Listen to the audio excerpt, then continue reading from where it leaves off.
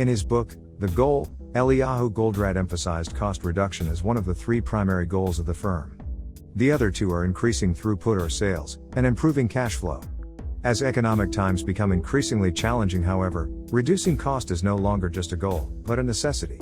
Even as many firms continually post revenue growth, just as many are getting saddled with increasing costs that pull down profit margins and frustrate desired returns in investment.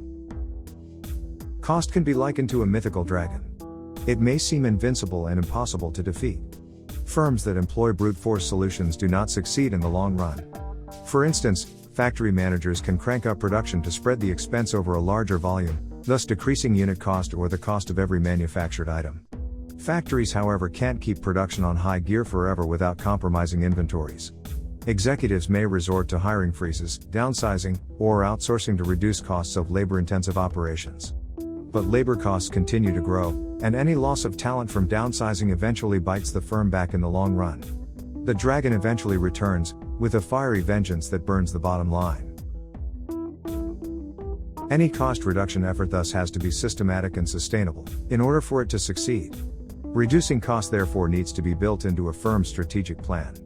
The majority of executives would assert that they have been doing just that for years, but yet a good number of managers would complain that they couldn't keep costs from going up, as they would cite uncontrollable factors such as inflation, government-mandated wage increases, spiraling prices of commodities, and added electricity and water charges.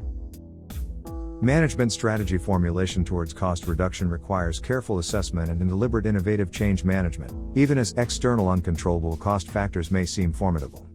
A strategy that incorporates assessment and deliberate innovative change would manifest itself via the following. Employee involvement.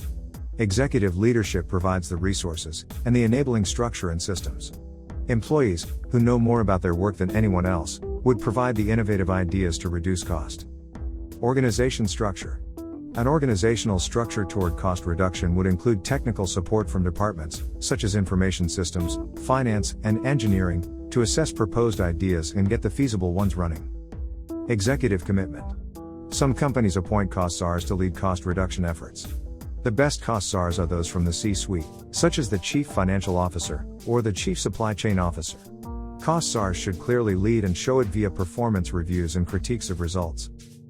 Planning and accountability. The most visible manifestation of the cost reduction strategy is when firms plan and execute budgets. Firms should get away from simply adding inflation to previous year's numbers and hoping for the best. A firm serious on cost reduction would ask managers to commit challenging targets and action plans. Managers would be asked to show how their proposed plans will translate to savings and lower costs, and correspondingly be accountable for such plans.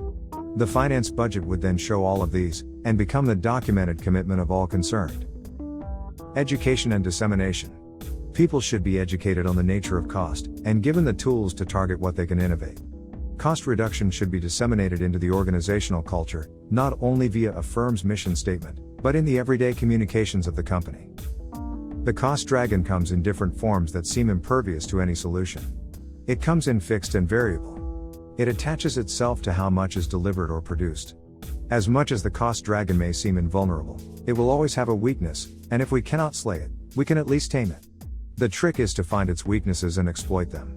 Transport costs, for instance, seem untouchable, because as much as one cannot control the number of deliveries without compromising service, or one cannot dictate fuel prices, one can still determine the best optimal loads and best suited vehicles for the best delivery routes. Cost reduction will succeed with a strategy that considers proper assessment and deliberate change management. It manifests itself with an involved organization, a fully supportive structure, top-level leadership commitment, the right planning with respective accountabilities, and education with dissemination. There is always a better way. Thank you for watching.